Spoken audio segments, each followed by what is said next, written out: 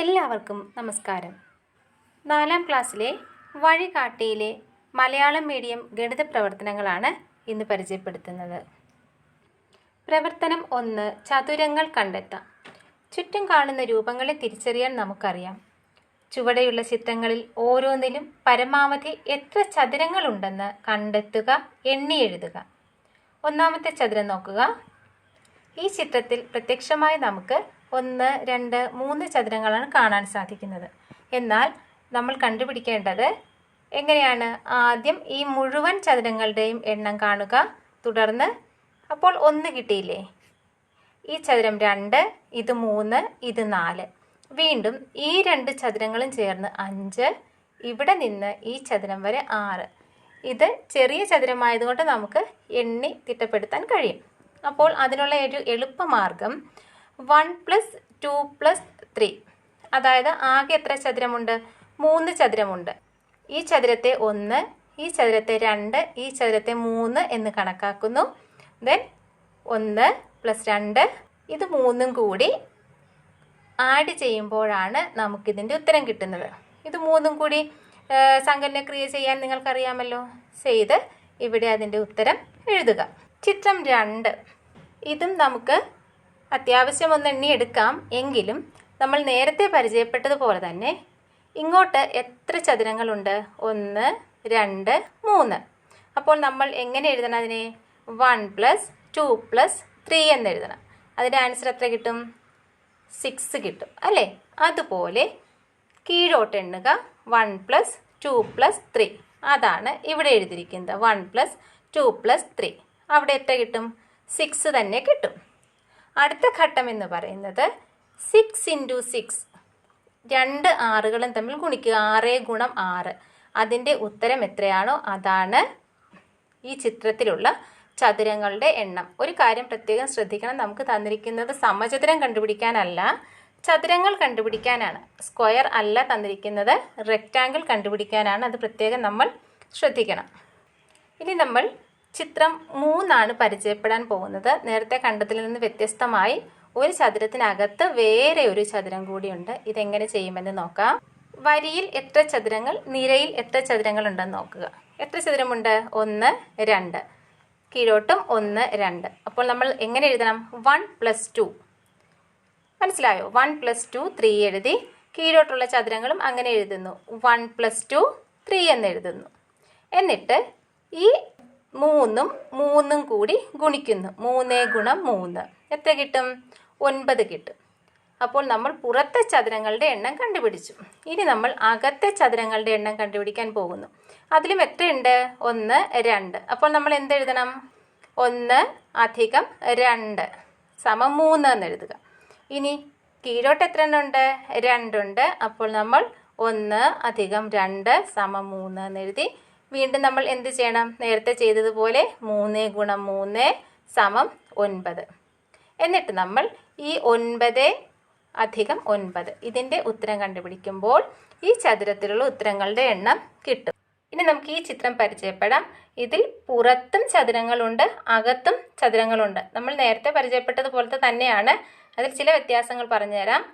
അപ്പോൾ നമുക്ക് ഈ ആദ്യം അകത്തെ ചതുരങ്ങളെ മാറ്റി നിർത്തിക്കൊണ്ട് പുറത്തെ ചതുരങ്ങൾ മാത്രം എണ്ണാം. ഓക്കെ, അപ്പോൾ എത്ര കിട്ടും? അകത്തെ ചതുരങ്ങൾ നമ്മൾ എണ്ണുന്നില്ല, പുറത്തെ ചതുരങ്ങൾ എണ്ണുവാണ്. 1, 2, 3, 4. 4 ചതുരങ്ങൾ ഇങ്ങോട്ടുണ്ട്. താഴോട്ട് എത്രയുണ്ട്? 1, 2, 3, 4. അപ്പോൾ നമ്മൾ നേരത്തെ പരിചയപ്പെട്ട പ്രകാരം എങ്ങനെ എഴുതാം? 1 + 2 + 3 + 4 = 10. കീഴോട്ടുള്ളതും അങ്ങനെ തന്നെ എഴുതാം. 1 + 2 + 3 + 4 = 10. ഇനി എന്ത് ചെയ്യണം? ഈ 2 10കളും തമ്മിൽ ഗുണിക്കുക. 10 × 10 100. അപ്പോൾ നമുക്ക് പുറത്തുള്ള ചതുരങ്ങളുടെ എണ്ണം കിട്ടി, 100 കിട്ടി. ഇനി നമുക്ക് അകത്തെ ചതുരങ്ങൾ നോക്കാം. അത് താഴോട്ട് എത്ര എണ്ണമുണ്ട്? 1, 2. ഇങ്ങോട്ടോ 1, 2. അപ്പോൾ നമ്മൾ നേരത്തെ ചെയ്തതുപോലെ തന്നെ 1 + 2, 1 + 2 = 3, 1 + 2 = 3.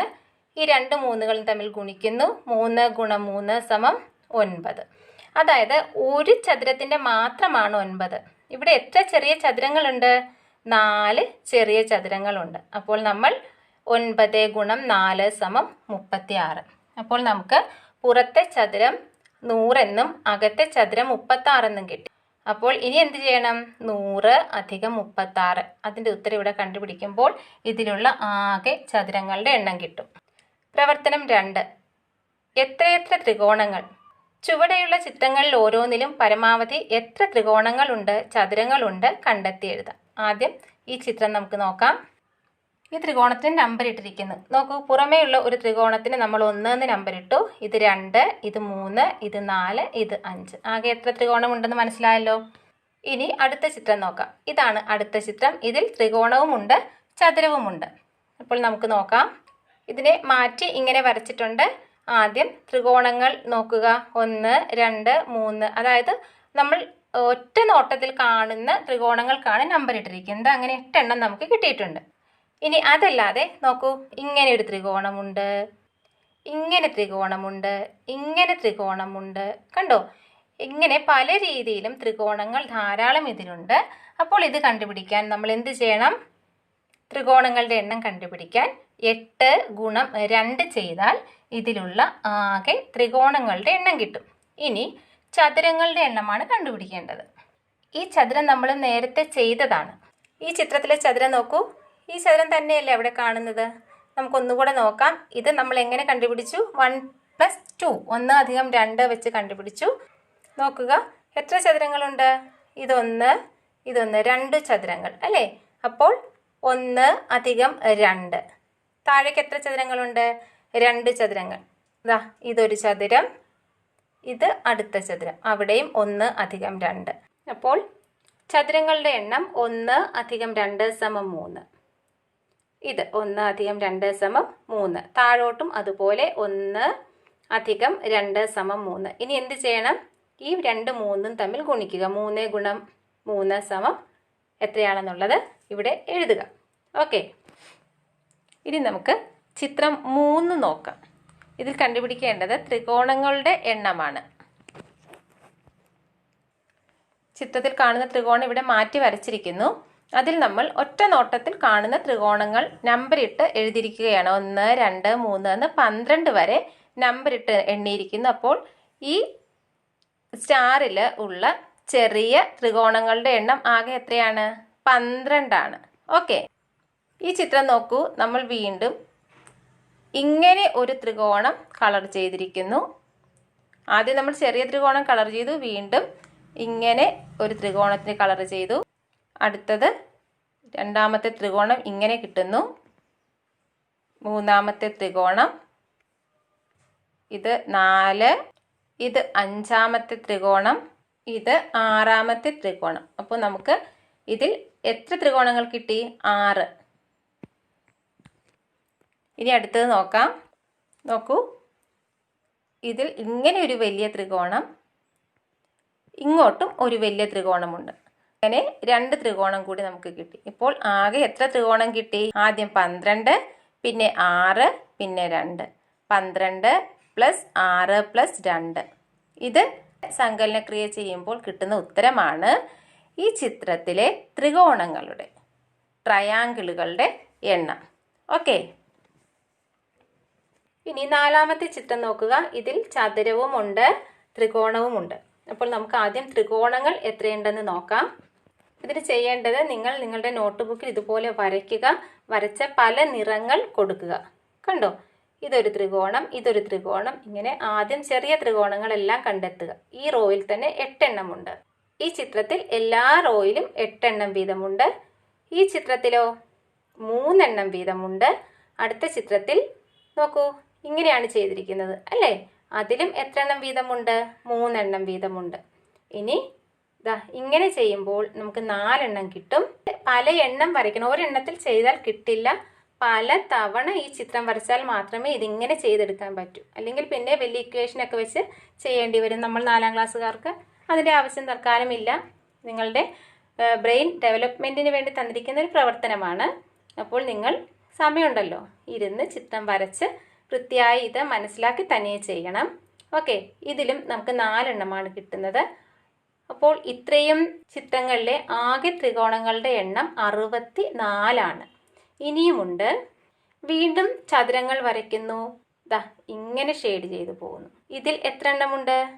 4 എണ്ണം. അത് ഓരോ കളറാണ് നോക്കേണ്ടത് കേട്ടോ. നീല കളർ നോക്കി 1 2 3 4. Pink colour 1 2 3 4. ഓക്കെ, 4 4. ഇവിടെയും അതുപോലെ 4 4 വീതമുണ്ട്. അങ്ങനെ 16 എണ്ണം കിട്ടി. എത്രയുണ്ട്? 64 അധികം 16 തമ്മിൽ കൂട്ടുമ്പോൾ ആകെ എത്ര ത്രികോണമുണ്ടെന്ന് കിട്ടും. ഇനി ചതുരം നോക്കാം. നോക്കൂ, ഇതുപോലെ 4 നിരയും 4 വരിയുമുള്ള ചതുരമാണ് ഇതും. നോക്കൂ, 1 2 3 4 4 വരിയും അതുപോലെ 4 നിരയുമുണ്ട് അല്ലേ? അപ്പോൾ അതിൻ്റെ ഉത്തരം നമ്മൾ നേരത്തെ കണ്ടുവച്ചിട്ടുണ്ടായിരുന്നു. ഓർക്കുന്നോ? എത്രയാണ്? 100 നമ്മൾ കണ്ടുവച്ചിട്ടുണ്ട് അല്ലേ? നോക്കാം, ചതുരങ്ങളുടെ എണ്ണം 100 എഴുതി. ഇനി കണ്ടുപിടിക്കേണ്ടത് ഇങ്ങനെ ഒരു ചതുരമുണ്ട്, ഇങ്ങനെ ഒരു ചതുരമുണ്ട്. ഇതിൻ്റെ ആകെ എണ്ണമാണ് കണ്ടുപിടിക്കേണ്ടത്. അത് എണ്ണി നോക്കിയാൽ അറിയാൻ പറ്റും. ഈ നടുക്കുള്ള ഒരു ചതുരം പൊതുവായിട്ട് വരുന്നതാണ്. അത് നമ്മൾ ഒരു പ്രാവശ്യം മാത്രം എണ്ണിയാൽ മതി. അപ്പോൾ നമുക്ക് 11 എന്ന് കിട്ടുന്നുണ്ട്.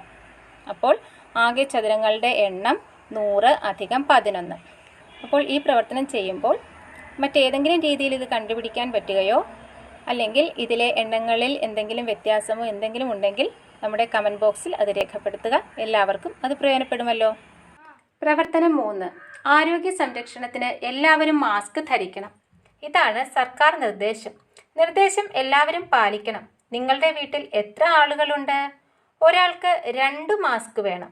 ഒരു മാസ്കിന് 8 രൂപയെങ്കിൽ നിങ്ങളുടെ കുടുംബത്തിലെ ഓരോ അംഗത്തിനും 2 വീതം മാസ്ക് വാങ്ങാൻ ആകെ എത്ര രൂപയാകും? ഇതെല്ലാം വളരെ സിമ്പിളായിട്ടുള്ള കണക്കുകളാണ്, നിങ്ങൾക്ക് അറിയാവുന്നതുമാണ് അല്ലേ? നോക്കൂ, അംഗങ്ങളുടെ എണ്ണം ഞാനിവിടെ 6 ആണ് എഴുതിയിരിക്കുന്നത്. എൻ്റെ വീട്ടിൽ 6 പേരുള്ളത് കൊണ്ട് ഇവിടെ 6 എന്ന് എഴുതി. നിങ്ങളുടെ വീട്ടിൽ എത്ര അംഗങ്ങളുണ്ടോ അത്രയും എണ്ണമാണ് ഇവിടെ എഴുതേണ്ടത്.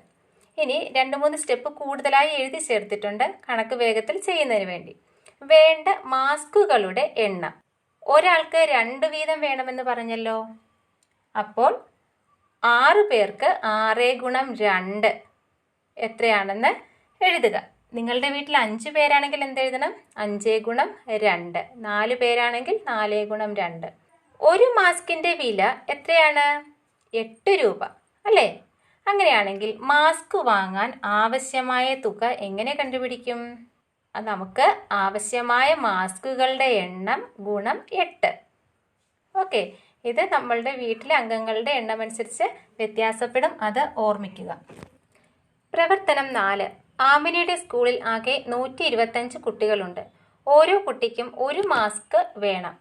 1 മീറ്റർ തുണി കൊണ്ട് 10 മാസ്ക് നിർമ്മിക്കാം. എന്നാൽ 125 കുട്ടികൾക്ക് 2 വീതം മാസ്ക് നിർമ്മിക്കാൻ എത്ര മീറ്റർ തുണി വേണം? എങ്ങനെ കണ്ടെത്താം? ഈ സ്റ്റെപ്പ് എല്ലാം എഴുതി വേണം നമ്മൾ ചെയ്യാൻ.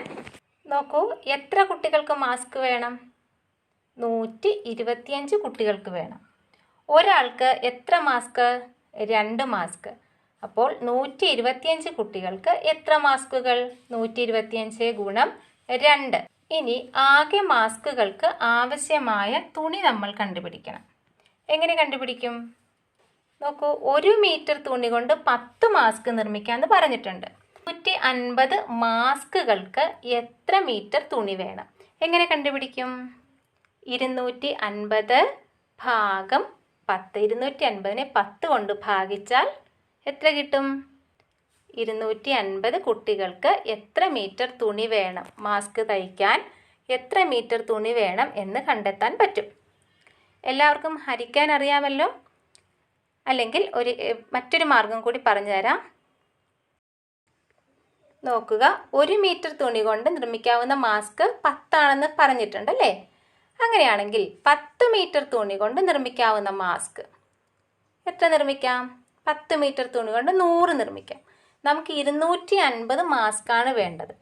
അപ്പോൾ 10 മീറ്റർ തുണി കൊണ്ട് 100 മാസ്ക് നിർമ്മിക്കാമെങ്കിൽ 20 മീറ്റർ തുണി കൊണ്ട് നിർമ്മിക്കാവുന്ന മാസ്കുകൾ എത്രയാണ്? 200 അല്ലേ? അപ്പോൾ 200 കുട്ടികൾക്ക് മാസ്ക് തയ്ക്കുന്നതിന് 20 മീറ്റർ തുണി വേണം. ഇനി ബാക്കി എത്ര കുട്ടികൾ കൂടെ ഉണ്ട്?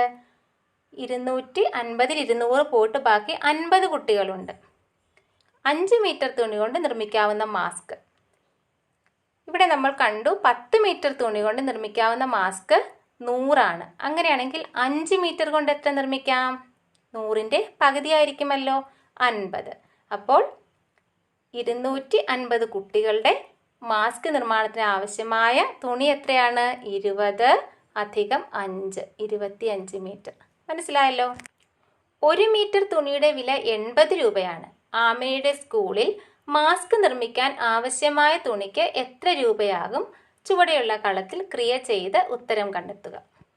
250നെ 10 കൊണ്ട് ഡിവൈഡ് ചെയ്ത് ഉത്തരം കണ്ടവിടെ വെച്ചിട്ടുണ്ട്.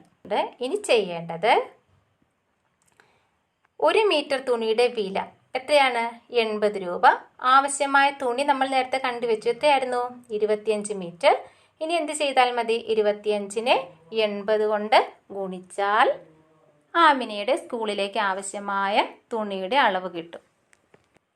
അപ്പോൾ ഗണിതവുമായി ബന്ധപ്പെട്ട ഇത്രയും പ്രവർത്തനങ്ങളാണ് നമുക്ക് ചെയ്യാൻ തന്നിരിക്കുന്നത്. പ്രവർത്തനങ്ങളെല്ലാം എത്രയും വേഗം ചെയ്യുക. നിങ്ങളുടെ അഭിപ്രായങ്ങളും നിർദ്ദേശങ്ങളും എല്ലാം കമൻറ്റ് ബോക്സിൽ ഇടുമല്ലോ. പുതിയൊരു വീഡിയോയുമായി വീണ്ടും കാണാം.